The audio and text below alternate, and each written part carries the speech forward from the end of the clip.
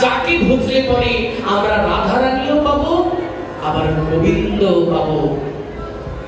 গৌরীর নাম কি? আমরা কি বলি? গৌরচন্দ্রকে দেখে কি বলি? কালকে আমরা গান করলাম, কি গান করলাম? গোরা গোরা গোরা গোরা গৌরাঙ্গ হে, বললাম না? কারা কারা বলেছি হাত তুলুন তো। নামালে হবে না, হাতটা তুলে দেখুন দেখি কতজন কালকে ছিল।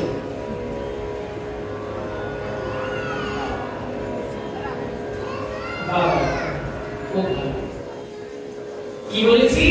গোরা। বলছে গোরা নামটা কেন বেশি প্রিয়? বলছে গোরা যদি একবার বলি গোবিন্দ বলা হলো, রাধাও বলা হলো, তাই না? গোবিন্দ বলা হলো, রাধাও বলা হলো। এই গোরা মহাপ্রভুর নিত্য সহচর, গৌর অবতারীর নদিয়া অবতারীর, নদিয়া অবতারীর সাক্ষাৎ শ্যাম হচ্ছেন গৌরচন্দ্র। রাধারানীর আবেশ নিয়ে, রাধারানীর ভাব নিয়ে গৌর এসেছেন আমাদের মাঝখানে। এই গৌর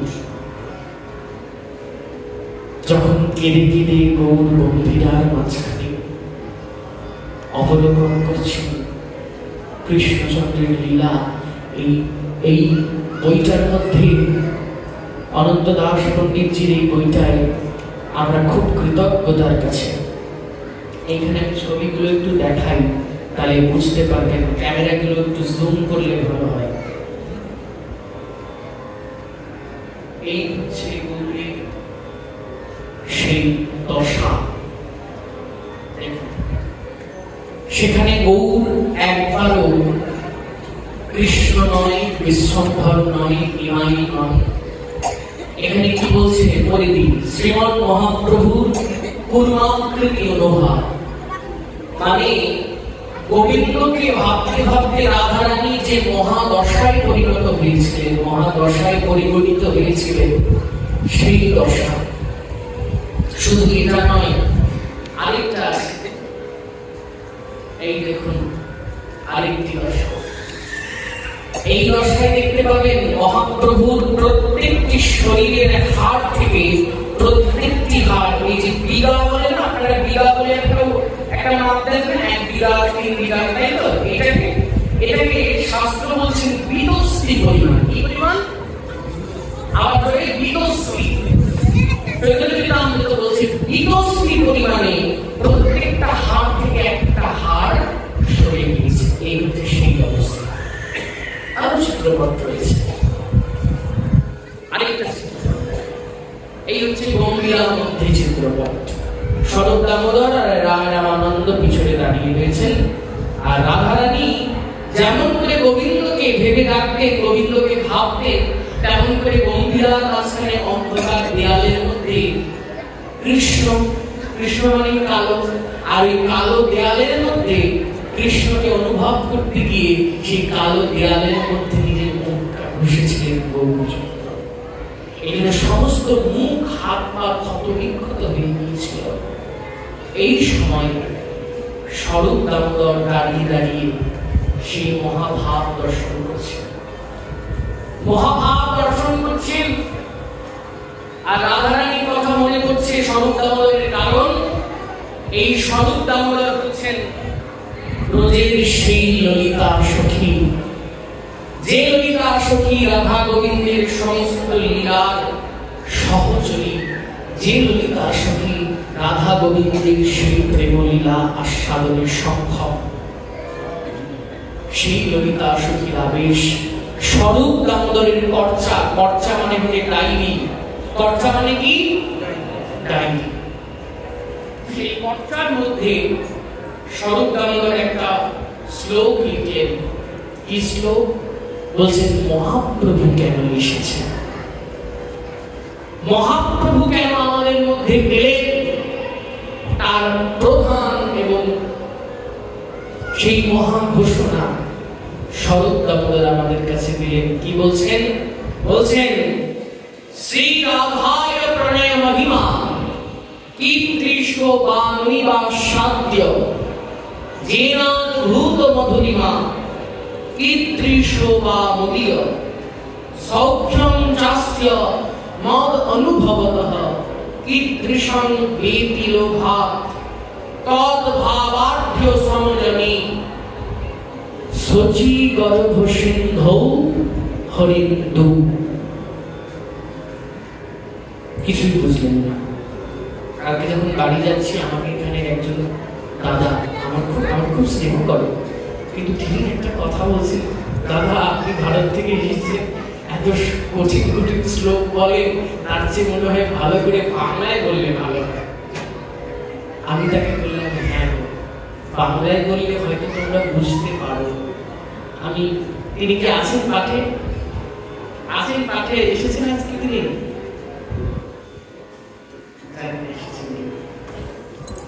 তিনি বলছেন যে যদি বাংলায় বলি তাহলে হয়তো তোমরা বুঝতে পারো, যদি বাংলায় ভাঙিয়ে বলবি হয়তো তোমরা বুঝতে পারো, কিন্তু এই যে আমাদের জন্য যে এত সুন্দর সুন্দর শ্লোক রেখে গেলেন মহাজন, তাদেরকে কি সম্মান করা হলো? একদিন এই শ্লোকগুলো না পড়তে পড়তে তো হারিয়ে যাবে, কি হারাবে না? যদি আমরা এই শ্লোকগুলো, আমরা এই জিনিসগুলোকে বাঁচিয়ে না রাখি, আমরা কি নিজেকে ওপরে গিয়ে গৌরের কাছে সনাতনী বৈষ্ণব বলে পরিচয় দিতে পারবো? বুঝুক না বুঝুক, পদকর্তা কি বললেন? যে বানাহি বুঝি সে হো, পড়িতে পড়িতে সে হো। যে বানাহি বুঝে কি হো, যে না বোঝে, যে বানাহি বুঝে কে হো, পড়িতে পড়িতে সে হো। অদ্ভুত গৌরাঙ্গ চরিত আহারে, কৃষ্ণে উপজয় প্রীতি, বুঝিবে রসের রীতি, শুনিলে হইবে বড় হিত আহারে। যেবার নাহি বুঝে কেহ, পড়িতে পড়িতে সেহ। আবার সেই শাস্ত্রের প্রতিধ্বনি, উপনিষদ বলছে আবৃত্তি সর্বশাস্ত্রাণাং বোধাদপি করিয়সি। আবৃত্তি করে দাও, আবৃত্তি করে দাও। রোজ সকালবেলা উঠে একদম শুরু করুন, প্রথম থেকে একদম ছন্দ মেনে। যার জন্য বাংলাদেশকে আমি এত সম্মান করি, বাংলাদেশের একটা বাচ্চাও কি না জানে। ধর্মক্ষেত্রে কুরুক্ষেত্রে সমবেতাयुत्सव, मामका पाण्डवाश्चैव किं कुर्वत संयम। কাজ করছেন, সবজি আমদানি করছেন, রন্ধন করছেন, অল টাইম গরুকে জাপ দিচ্ছেন, করে যান। ছেলের টিফিন তৈরি করছেন, করে যান। বাড়িতে কি হবে না জানেন? অশান্তি হবে না। আর বাড়িতে যদি খালি বসে থাকেন, এর কথা তার কথা, ওর একটা সোনার কানের হইছে আমার কেন হয় নাই, তার একটা বাড়ি হইছে আমার কেন হয় নাই, তার দোকানে এইটা আছে আমার দোকানে এটা কেন নাই, তার বাড়িতে এসি আছে আমার বাড়িতে কেন নাই, এই হীনমন্যতা ছাড়া নেই। আর সারাদিন যদি গোবিন্দ চিন্তায় মগ্ন হয়ে থাকেন, আর কিচ্ছু মস্তিষ্কে আসবে না। কেন জানেন? এই যে এতগুলো মানুষ বসে আছি আমরা, আমি সহ, আমরা সকলেই কি জানো? আমাদের একটা নামকরণ করেছি। আমি নিজেই নামকরণটা করেছি, বুঝেছো গোবিন্দদা? আপনি, আমি, এই যে আপনার মা, এই বাচ্চাটা দুটা, সবাই আমরা সেইটা। কি বলতো? কিছু মনে করবো না, মারবা না তো? মারবা না তো? নামকরণ করছি আমি নিজে আর আপনি ফুটা বালতি। কি নামকরণ করেছি? ফুটা বালতি।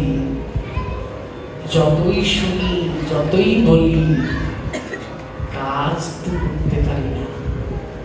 ফুটা বালতিতে জল দেবেন, তাহলে কি হবে? ফুটা বালতিতে জল দিলে জল বেরোয় যাবে, আর তাহলে ফুটা বালতিটা জল ভরা কখন থাকবে? কখন থাকবে? ফুটা বালতিটা জল ভরা কখন থাকবে? জল যতই দেবেন জল যাবে বাইরে। কখন ফুটা বালতিটা জল ভরা থাকবে? যদি সারাদিন জলের কুয়ার মধ্যে ডুবায় রাখেন তবেই কিন্তু ফুটা বালতি জল ভরা থাকবে।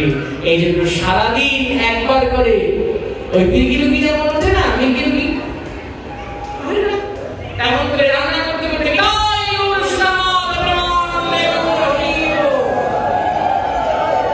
পাড়ার লোক কিভাবে চিনি বাবা রান্না করে না ভাত হয়েছে পারে বউটা। পাড়ার লোক যে বলে, পাড়ার লোক যেন একদিন এমন কথা বলে তবেই তো আমরা পাগলামি সার্থ। মীরাবাইকে কি মানুষ ভালো বলতো না খারাপ বলতো? খারাপ।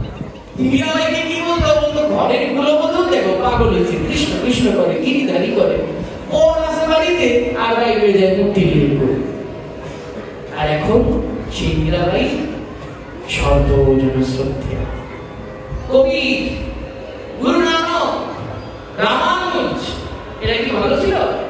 সবাই ছিলেন একটা বদ্ধ উন্মাদ পাগল।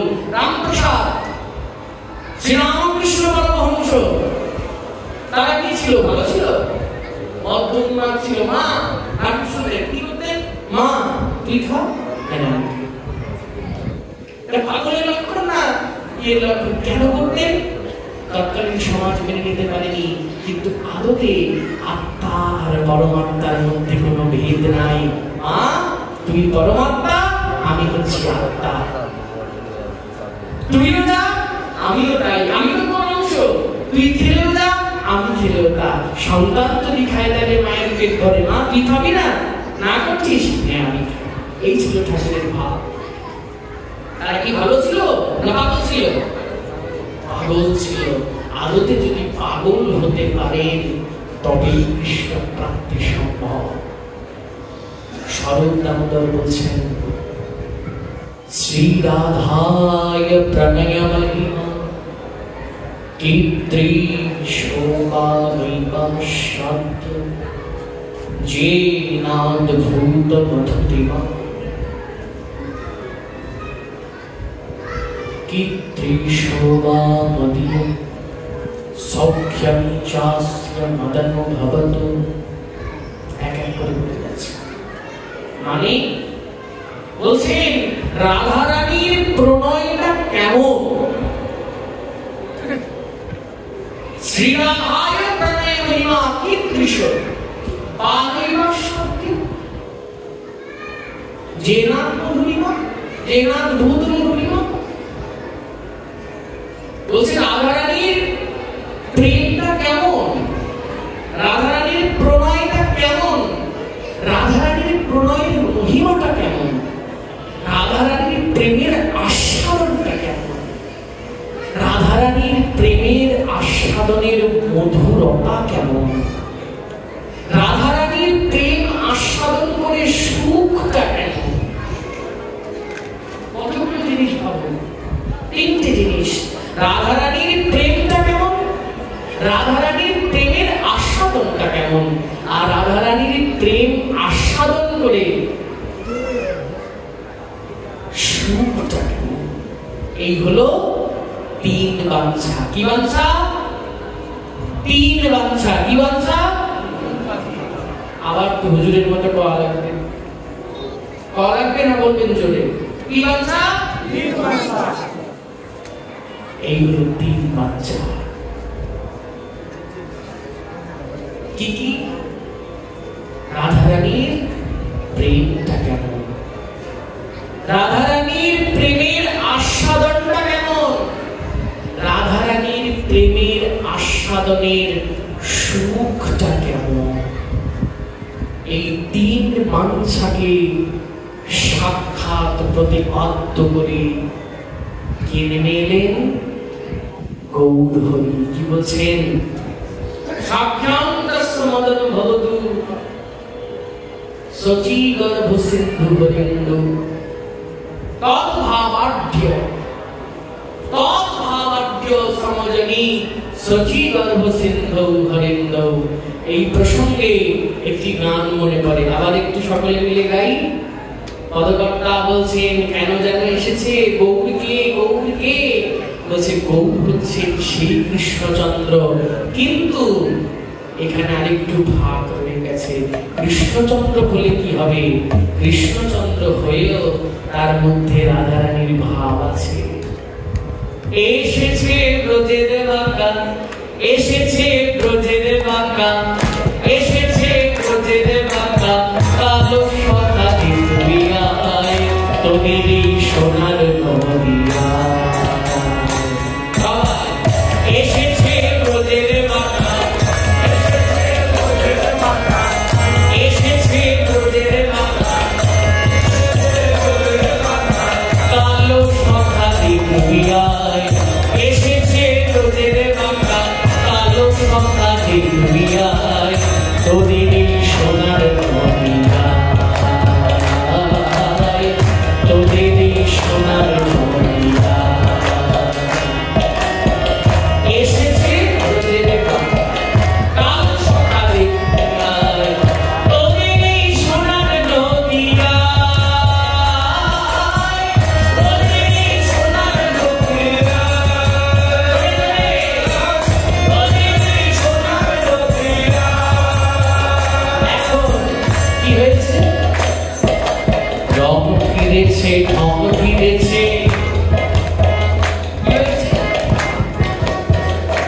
রংটা আমার মতো কেন, এবং 100টা লক্ষটা কোটিটা মোহনের গায়ের রঙ যদি ফসকা হয়, সেই ফসকা রং দিয়ে গৌরের গায়ের কালার মাপা যাবে না। কারণ গৌরের গায়ের রঙকে বলছেন পদকর্তা সামান্য রং নয়, কেমন রং, বলছে লাখো লাখো কাঞ্চন। এখানে যত মানুষ সোনা পরে আছি আমরা, আমিও পরে আছি, আপনারাও পরে আছেন সোনা। এই কাঁচা সোনাগুলোকে 1 লক্ষ বার বান করলে হয় লাখো লাখো কাঞ্চন। সোনা বিক্রি করে, সোনার দোকানে দিয়ে খাদ মুক্ত করেন না, পালিশ করেন না, পুজোর আগ দিয়ে সেই যে খাদ মুক্ত করা, বলছে একটা সোনাকে যদি লক্ষ লক্ষ বার বান করা হয় তাহলে সেটা হয় লাখো বার কাঞ্চন। তাই বলছেন রং ফিরেছে, ঢং ফিরেছে, রং ফিরেছে, ঢং ফিরেছে, রং ফিরেছে, ঢং ফিরেছে, রং ফিরেছে, ঢং ফিরেছে। কালো ছিল, ফর্সা হয়েছে। ঢংটা কেমন করে ফিরল, ঢংটা কেমন, বলছে যখন রোদে ছিল, যখন রোদের মধ্যে ছিল তখন কি ছিল, বাঁকা ছিল। কোন কোন জায়গা বাঁকা, যখন ঠিক করে দাঁড়াই তখন দেখাতে সুবিধা, এখন তো বসে আছে দেখাতে পারছি। প্রথম হচ্ছে ঘাড় বাঁকা, তারপরে কোমর বাঁকা, তারপরে কি বাঁকা, চরণটা, চরণটা বাঁকা, 3টে অঙ্গ বাঁকা। কত বলবো, 3 অঙ্গ বাঁকারও আবার তত্ত্ব দিয়েছে, এটা আবার অন্য কোনো সময় এসে বলবো, দেখে দিতে। এই 3টে অঙ্গ কেন বাঁকা, ঘাড় কোমর পা, 3টে অঙ্গ কেন বাঁকা, তারও তো রং ফিরেছে, ঢং ফিরেছে,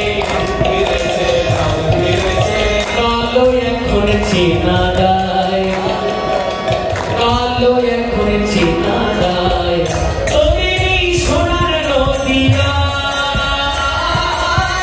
তোদেরই সোনার নদিয়া, তোদেরই সোনার নদিয়া। বাড়িতে ভাত খাওয়া হয়ে গেছে, তুমি না একটা হয়ে গেছে, মায়েদের গলা পাই না কেন, এই বাবারা কেউ পাইল না, কম্পিটিশন করাবো। কি কম্পিটিশন, তাদের গলা কত ভালো, তাহলে প্রাইজ আছে। আর আজকে আমি একটা শেষে কুইজ করবো, ঠিক আছে, কুইজ করলে যা দেবো সেটা কেউ দিতে পারবে না। এটা একজন পেয়েছে জিনিসটা, আর কেউ পাইনি। 3টে প্রশ্ন করবো, ওই 3টে প্রশ্নের উত্তর যে দিতে পারবে সেই 3টে প্রশ্নের উত্তরের সুবাদে কি দেবো জানো, যা কেউ দিতে পারবে না, ধামেশ্বরের চরণ তুলসী।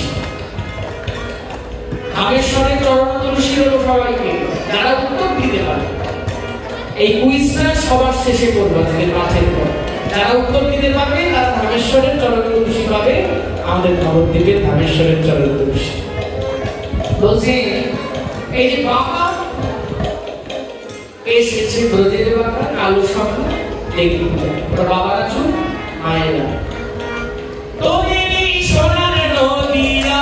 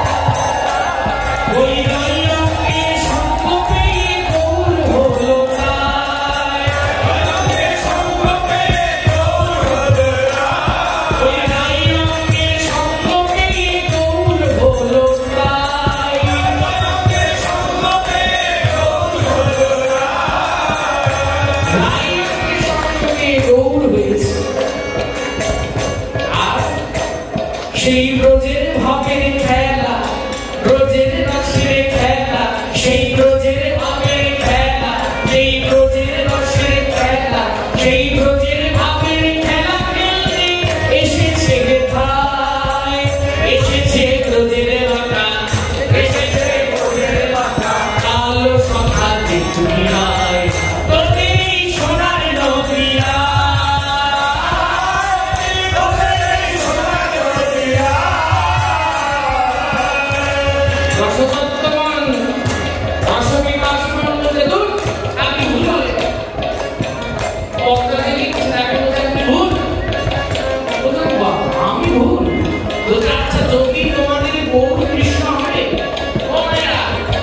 যদি গৌর কৃষ্ণ হবে তাহলে গৌর মূর্তি কি করবে এটা বাসি তাই না কৃষ্ণের হাতে কি ছিল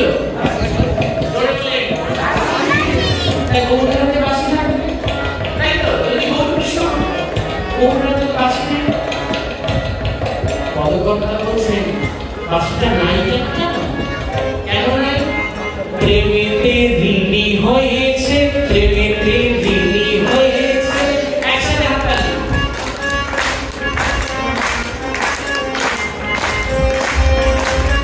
প্রেমেতে ঋণী হয়েছে ঋণী হয়েছে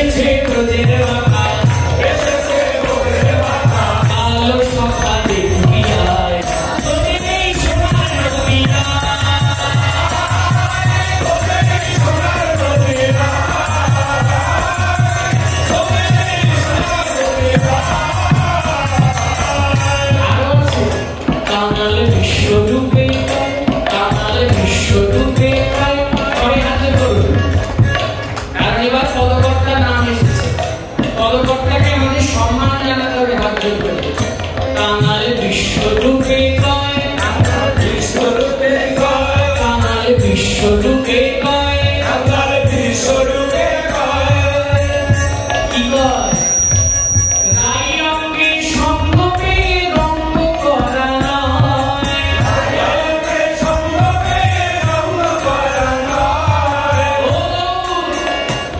শুনে রাখো রাই অঙ্গ পেয়েছো তাই শুধু ওই হাত দিলে কীর্তন করে রঙ্গ করে না হবে না কি করতে হবে কামাল বিশ্বরূপে কয় রাধার বিশ্বরূপে কয় কামাল বিশ্বরূপে কয় রাধার বিশ্বরূপে কয় রাই অঙ্গে সঙ্গমে রঙ্গ করা নয় রাই অঙ্গে সঙ্গমে রঙ্গ করা নয় ত্রিভুবনে উদ্ধারিলে ত্রিভুবনে উদ্ধারিলে আচণ্ডালে উদ্ধারিলে ত্রিভুবনে উদ্ধারিলে ত্রিভুবনে উদ্ধারিলে আচণ্ডালে উদ্ধারিলে ত্রিভুবন পর্ব মধ্য দাদা আচণ্ডা মানে এমনি নাটক শুনে শুরু করে রাম বলুন আচণ্ডালে উদ্ধারিলে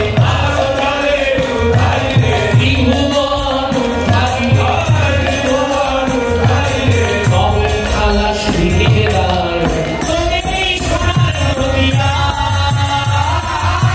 তোদের এই সোনার নদীরা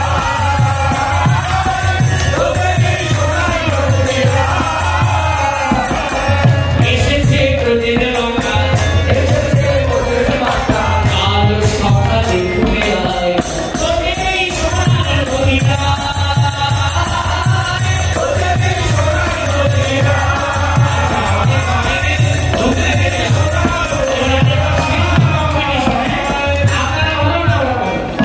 কাদের গলার আওয়াজ বেশি লাস্ট এটা দিয়ে আমি ঠিক করে নেব কাদের কি বলবো প্রাইসটা কাদের দেবো ঠিক আছে লাস্ট